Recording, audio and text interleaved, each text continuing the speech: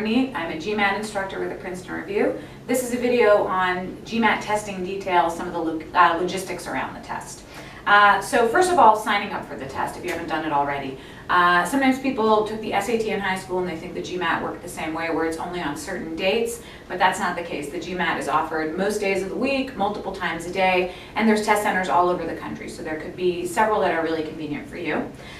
Theoretically, you can sign up for a test right up until a few days before the test, but I wouldn't recommend waiting, especially in busy season. You don't want to end up having to go to another city to write the test, or writing early in the morning when you're not a morning person. And obviously the further in advance that you sign up, the more likely you are to get the location, the date, and the time that you want.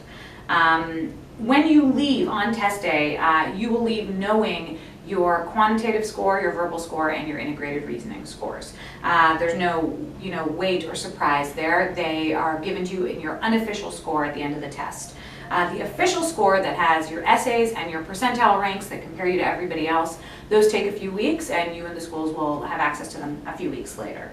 At the end of the test, your scores will pop up, and you will have 2 minutes to decide whether to keep or cancel them.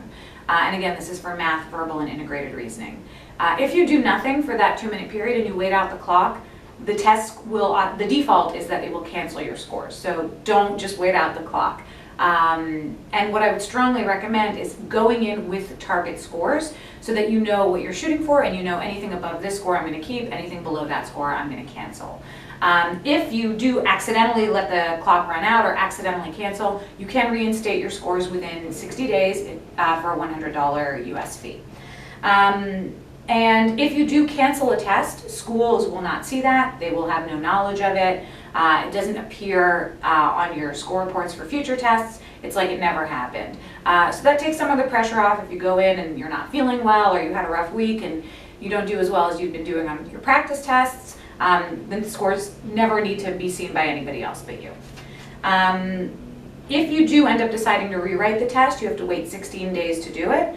And you can rewrite up to 5 tests in a 12-month period, which of course would be an awful lot, and I wouldn't wish that on anybody. But once you're outside that 12-month period, you can rewrite again. The scores on GMAT's end are kept on file for 5 years, so if you're between jobs or work's really light right now and it's a convenient time for you to write the test, you can do it now and apply down the road a few years later.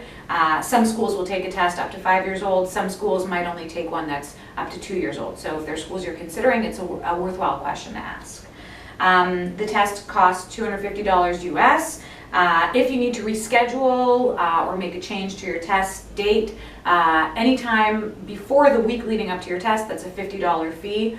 So you can make those changes if you suddenly realize that week's going to be too soon, or you're not ready, or something else comes up. Once it's the week before your test, though, you do forfeit the entire $250 fee. You do get 5 free reports that you can send to schools. So if you're only applying to 5 or fewer schools, that shouldn't cost you anything extra. If you do want to apply to more than 5 schools, you can request additional ones for $28 each.